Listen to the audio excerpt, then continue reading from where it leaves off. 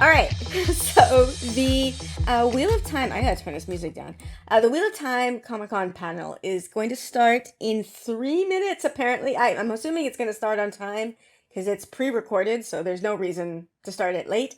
I have no idea what's going to be here. There might be a trailer, there's supposed to be some sort of exclusive dropped. We already had a song from the show dropped, which I'm gonna link to it in the description below because it is an amazing song. I've listened to it at least 10 times since it dropped, so that's fantastic. Looking forward to see what's gonna be here. I'm just gonna put this out there because I have no idea how I'm gonna be right now. It's 3:27 in the morning and I worked all day and was up quite early. I'm quite tired right now, so this might not be the most insightful video. It's just gonna be my reaction to what we see here. So we have 2 minutes to go. I guess, yeah, let's just wait for things to begin. Let's be nerdy, babe. Let's be nerdy, let's be nerdy. Let's be nerdy, babe. Let's be nerdy, babe. Let's be nerdy, let's be nerdy,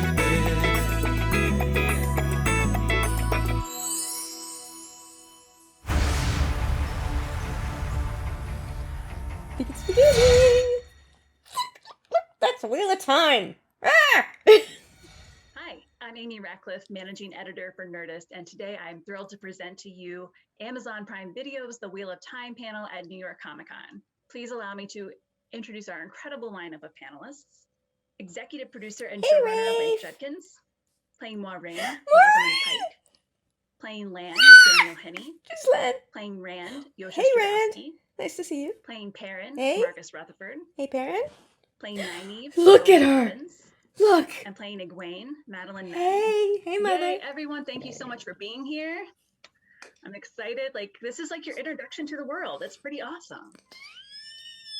The thing that I really viewed as my goal with bringing the series to television was to try to deliver the heart of the series. If people can just see it up on the screen and feel like at its heart, it feels like the books in that intangible way, then we will have done our job. Yeah. And how does The Wheel of Time, do you think, differ from maybe other fantasy stories audiences have seen before? It's interesting because when the books came out in the early 90s, there were so many things that were revolutionary about them at the time. It was this first series to have a big ensemble cast with different POV characters that you go into their chapters.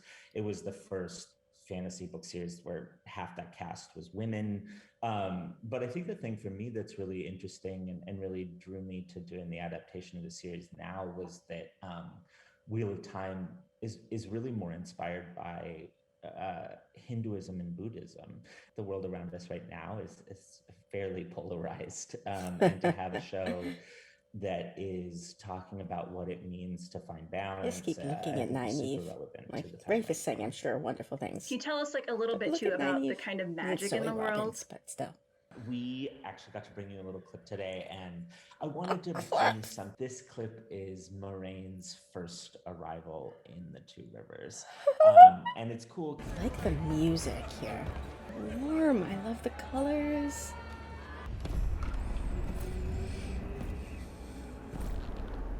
See Nynaeve's head whip around there? She's like gripping her knife. 2 beds and fresh linen, that's all we need.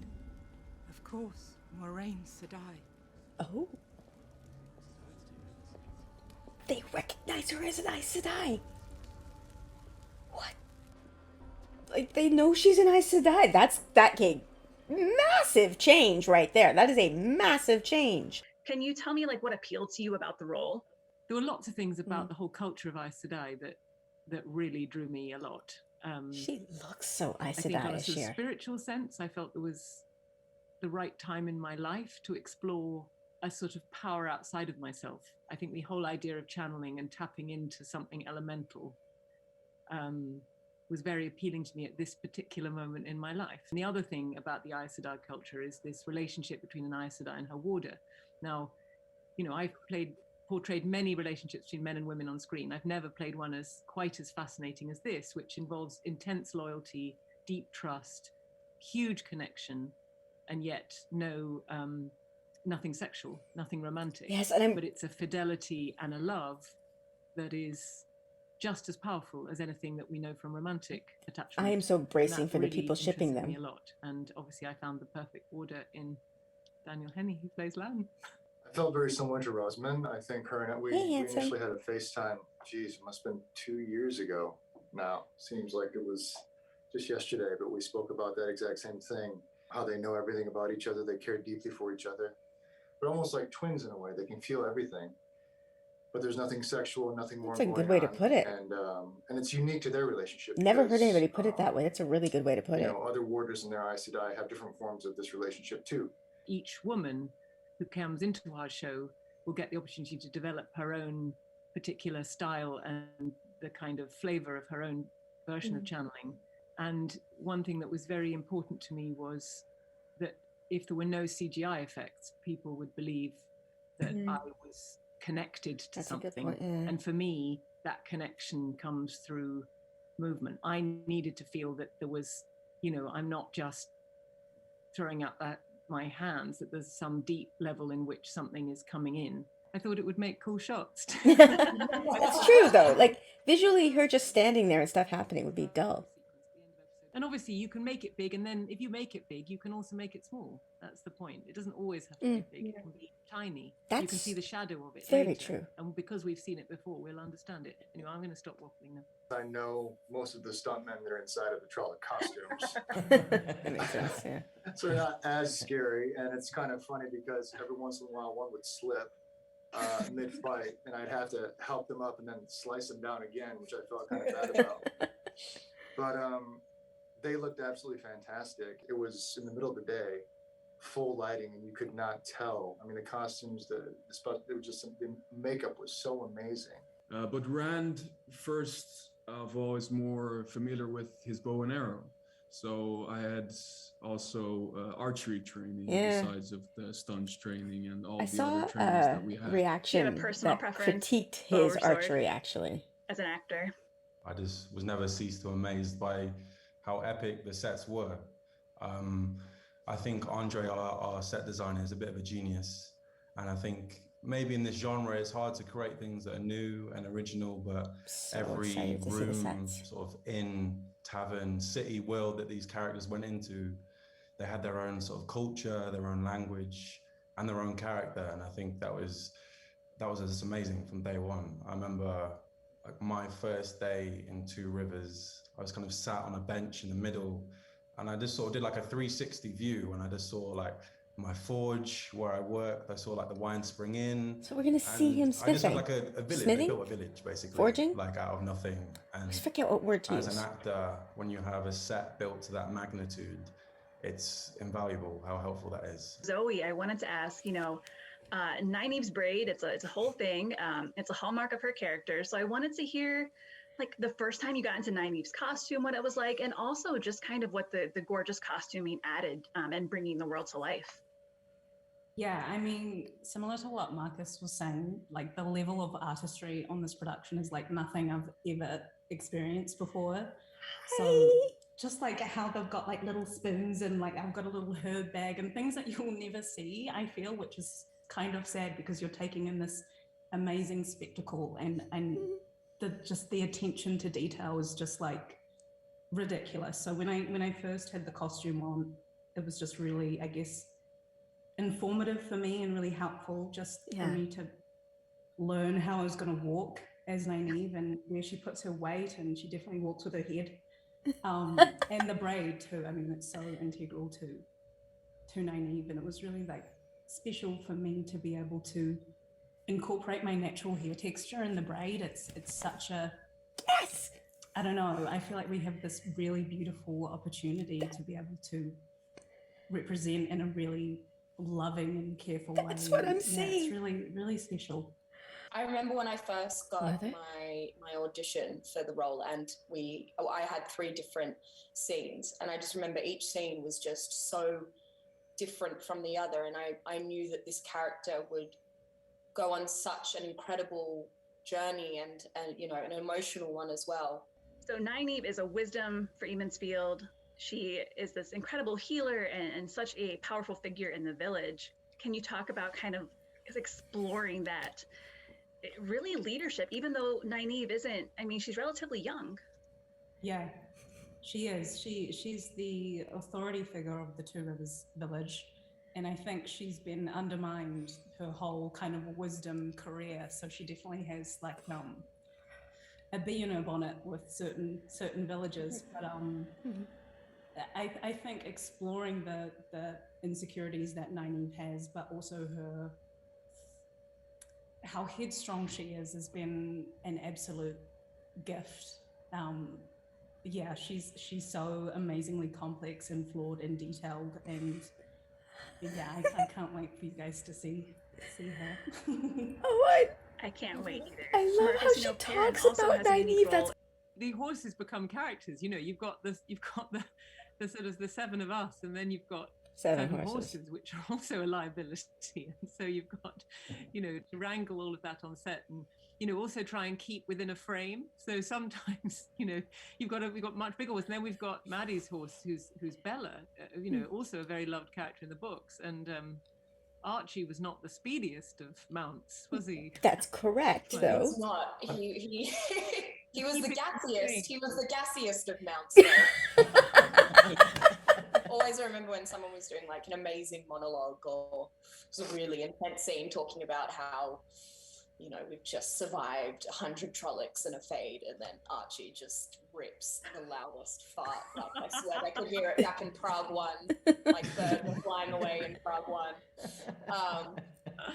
He was amazing. It's tricky at the start. It's very, very tricky because it's so different to anything you do day to day. Like, when are you using those muscles and like sitting like that? I mean, people might do, I don't know, but like it's different to what I did. We had some difficult scenes where we were riding pretty fast. Was Zoe making a dirty joke there? It just moves so much. Rosamund can sort of, even if she's sort of ill or whatever, she can hold her body. This dummy is just like, every time you're jogging, and you just like, you can't control it, and you're just like, oh, this looks terrible. I remember we'd like do a trot in like the scene or something, and the dummy's head was just like on like Marcus's shoulder, and I think Hooch was like, Marcus, can you just like hold Moiraine's head? And then it kind of gave it a bit of the scene a different feel of just Perrin and Moiraine like. Oh. Who's the furthest along in reading the books? Yosha. I think it's How many have you read, Yosha? I'm at 11 now. I got it here actually. Oh, you're like, I was doing this before we started. Wow. That is several thousand pages. I know. Maddie and I are just behind him. I feel like you could, you know, dive into the Wheel of Time for until eternity, probably. I mean, some of us have. Rafe's like, I'm living that. I grew up in Rotterdam. That's where I was born and raised. And then I lived there, and I went to Amsterdam to study at drama school. So I lived like 23 years of my life in this area of cities. Today I found out that, you know, the area with all these cities is actually called Randstad, which translates to Rand City. Wow. Which is like, if that isn't the pattern, that I don't know what is. Wow. You can't write that. That's so good. Yeah, it's dangerous for your ego. Yeah, there's a little Tavir in there. There are some people who get upset about spoilers, like when we're in a production meeting and I'm like, okay, well then this character is going to die in season 3, and they're like, no, why did you do that? And it'll be someone you didn't even really expect to be super invested in the books and the series, and like, you know, one of the second costume assistants is just like gasping when I say something that's coming. Our book researcher who's on the show, who's read the books 30 times, she would create a document for any place that we go to with all the details that are listed, you know, in the books and passages from the books. And it's like you get a little chunker on every city that we go to for everyone to read and know what the book said. Sarah. And then I think from there, it's important that people, put their own artistic bent into it. And we have some new cast members in the show too who are just amazing, and everyone who's read the books knows Elaine or Lida, how this world just keeps expanding, and that the new characters that you meet bring so much to the show. So I have been given permission, if they don't cut this later from the thing, but that we are going to meet someone in season 2 that I think a lot of book fans will be dying to see brought to life, and that's Elaine Chakand, daughter Erla Andor. And she will be played by Kira Coveney. And I think genuinely every single person on the production, from the first casting assistant that watched Kira's tape, through to me, to costumes, to hair, to the cast, as every person has met her, they have come to me and said afterwards, she is Elaine. But I get to talk about 2 other actors who are coming to the show. And that is Natasha O'Keefe and Mira Sayal. And they're playing 2 of the most important characters in the whole book series. I want to thank you all today for hanging out, for sharing some insight into the world and your characters. And don't forget that The Wheel of Time premieres on Amazon Prime Video on November 19th. Yay! Watch it! Oh, believe me, I will. Okay, that was great. Like, listening to Zoe Robbins talk about Nynaeve, my heart just grew 3 sizes, although that makes me sound like the Grinch, like it was small. I don't know, that just made me so happy. She talked about, first of all, the thing that I talked about with her hair texture, that is so, yes. And I knew, like, I don't know. I mean, I don't know Zoe Robbins, I don't know her life experience, but as a Black person, I knew that would be a thing that was important to her. And like, we probably have some shared experience in that, although she's younger than me, so I hope that she has had less of it, to be honest. You always hope for the future that it will be better. I'm hoping that she has had less pressure to straighten and, make her hair conform to white beauty standards, but that she brought that up, that's amazing. And that she brought up, like, Nynaeve's insecurities as well as her headstrongness. I love that she said those 2 things, because I admit I was a little worried that it would just, like, that, I don't know, not that she wouldn't understand, but that, like, the show would be focused on, oh, Nynaeve is just, she's a strong, fighty woman, and, with her being played by a Black actress, that it would very much be the strong Black woman trope, which, love a strong Black woman, but I love that Zoe Robbins understands the nuance. That's great. This makes me so warm and fuzzy, and, it's like 4:10 a.m. I need to go to bed. I'll deal with this and edit this video in the morning, but that was so good. Also, who are those 2 actresses? It's way, way too late in the night for me to remember their names. One of them began with an M, and the other one began with an M? Or an N? Okay, I'm gonna trust that when I turn all this off, I can go on Twitter and somebody's probably already posted pictures of them, and then I can make my guesses. My guess is one of them is going to be Varen and one of them is going to be Elida. Those are my guesses. We don't know. That hasn't been confirmed, but when I see their faces, I'll probably put something up on screen and tell you which one I think. Or if I have a new theory, maybe I'll edit that in. But with that, anyway, I am going to stop this here. Come join my Discord and let's talk all about this. And you want to support my videos? Check out my Patreon. Love you all so much. I need to sleep now, so I'll see you guys next time. Bye!